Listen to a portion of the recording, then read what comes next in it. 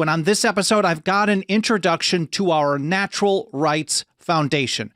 I'll give you a brief overview of natural rights, natural law versus legal rights. I've got a bunch of Thomas Jefferson quotes, of course, the Declaration of Independence, some from Thomas Paine, Luther Martin, a few others, and even a little on our natural right to nullify. But first of all, before getting to that, a quick hello and a huge thank you. Thank you so much for being here, whether this is your first episode or you've been here for every single one since day one. I can't thank you enough. But since it's Fast Friday, I promise not to take up too much of your time. Let's see if I can get this info out to you in the next 10 to 15 minutes. And I should mention, before we kick this off, that if you want to follow along with the stuff that I'm mentioning in this episode, the original source documents and the like, you'll find a show links section for each individual episode, which I publish a blog post for about 1 to 2 hours after the live stream is done over at 10thamendmentcenter.com/path to liberty. That's our show homepage, 10thamendmentcenter.com/path to liberty. Let's get right to this. And Wiki has a pretty nice introduction to natural and legal rights. And here's the quick take from there. Natural rights are those that are not dependent on the laws or customs of any particular culture or government, and so are universal, fundamental, and inalienable. Those terms might sound pretty familiar. They cannot be repealed by human laws, though one can forfeit their enjoyment through one's actions, such as by violating someone else's rights. And natural law is the law of natural rights. And that introduction made me think of one of my favorite Thomas Jefferson quotes that I don't really mention too often, but it's a kind of a precursor to the modern non-aggression principle. He said, "No man has a natural right to commit aggression on the equal rights of another." But going forward, the difference between that and legal rights are those bestowed onto a person by a given legal system. So that's why I don't like the phrase Second Amendment rights or First Amendment rights or Fourth Amendment rights or any of those amendment rights, because it implies that you get your right to keep and bear arms, your right to freedom of religion, to freedom of conscience, to freedom of speech, freedom of press, all these things, you get them from a document. And therefore, the government who that document created is going to define the extent of your rights. So that's a bad approach. So legal rights are those bestowed onto a person by a given legal system. They can be modified, repealed, and restrained by human laws. The concept of positive law is related to this concept of legal rights. Now, Devin Watkins over at Federalist Society has an interesting post on this from a couple of years ago, and he put it this way: natural rights do not comprise all of the natural law, but perhaps they are the most important part. Natural rights specify what acts one person cannot morally do to another. They do not specify what a person should do.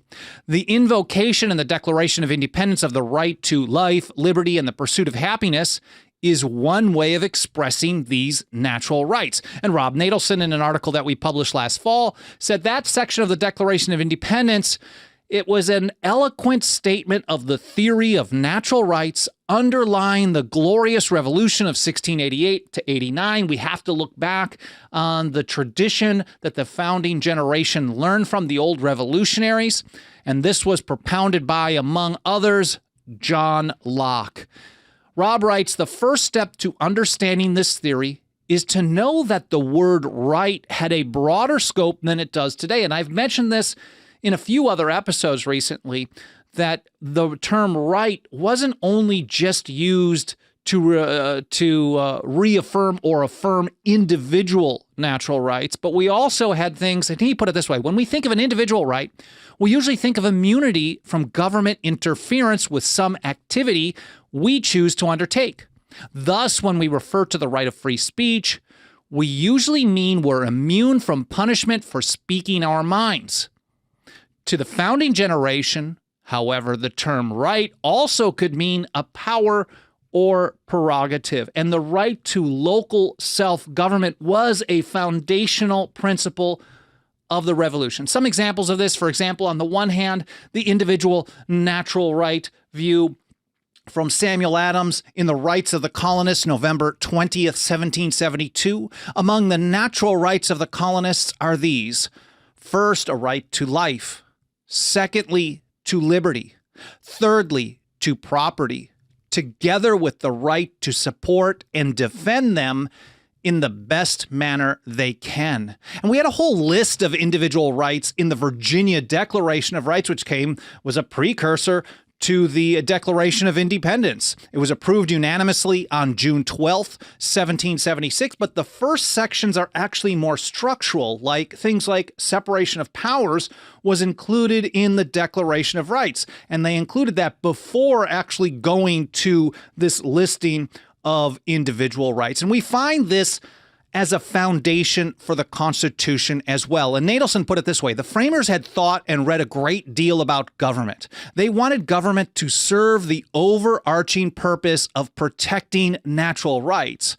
But they believed that for an American government to do so, its Constitution must include provisions that incorporated 5 distinct values. I'm not going to go into any of these in detail. I will link to this article in the show notes. It's very interesting stuff. I encourage you to read it in full, but the 5 are: 1, protection for liberty; 2, effective government; 3, republicanism; 4, decentralization; and 5, fiduciary standards. One example of this natural rights foundation, you can find these all over the ratification debates, Philadelphia Convention, and the like, comes from Luther Martin, June 27th, 1787.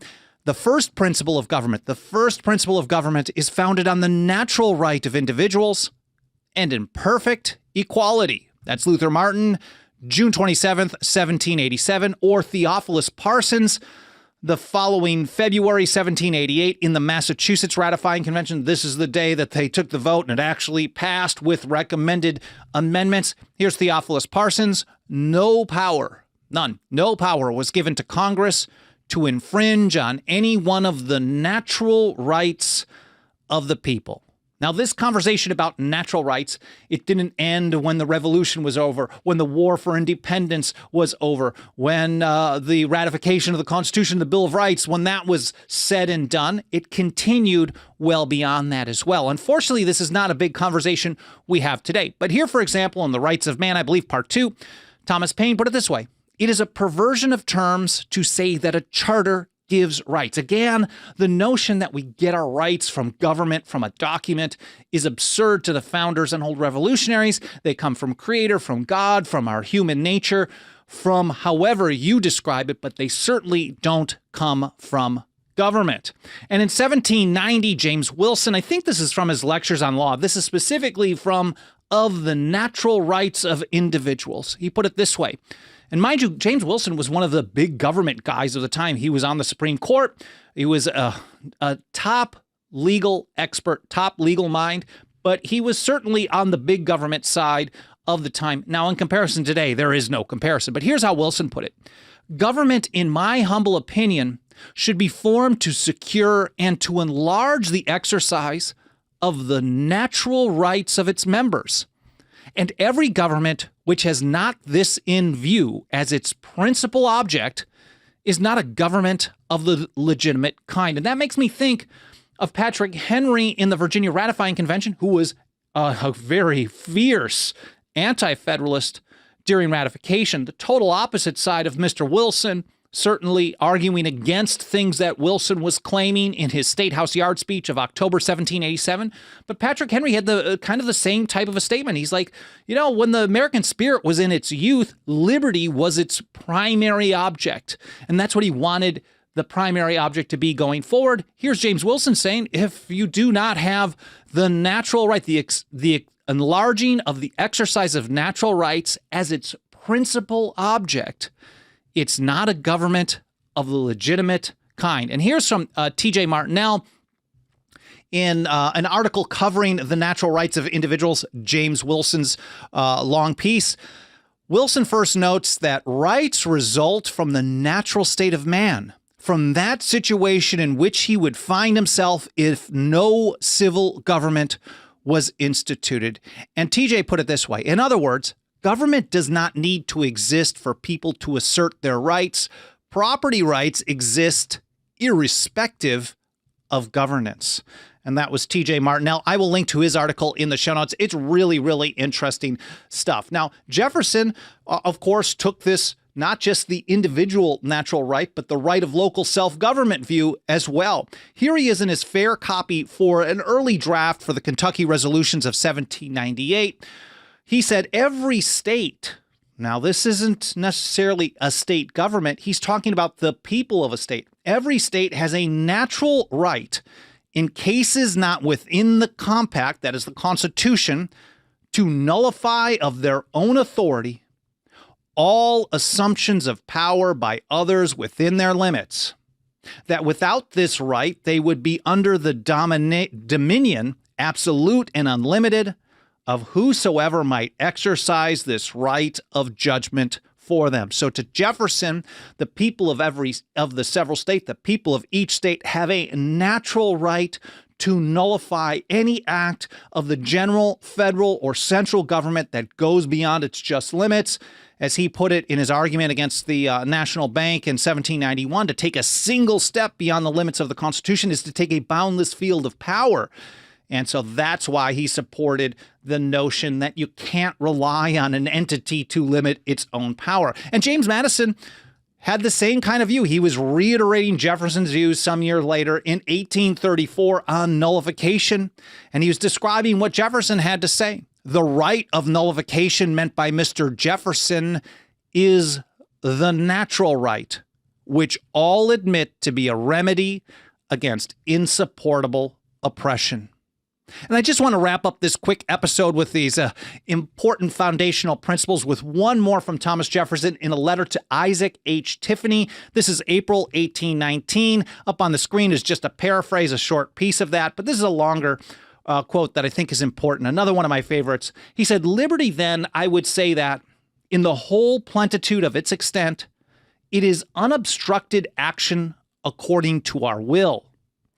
But rightful liberty is unobstructed action according to our will within the limits drawn around us by the equal rights of others." It's so similar to how he put it in the other quote there. This is, "No man has a natural right to commit aggression on the equal rights of another." So very consistent in these views. Here he is in 1819. So rightful liberty is unobstructed action, unobstructed according to our own will, within the limits drawn around us by the equal rights of others. And here's the money quote. He says, "I do not add within the limits of the law, because law is often but the tyrant's will, and always so when it violates the right of an individual." Well, I hope you guys found this interesting. I hope it was educational. I hope it was fun to watch or listen to at least. And more important than anything, I hope you learned something. If you support us getting this type of message out to more and more people every single day, nothing helps us roll up our sleeves every single day and do this kind of work more than the financial faith and support of our members.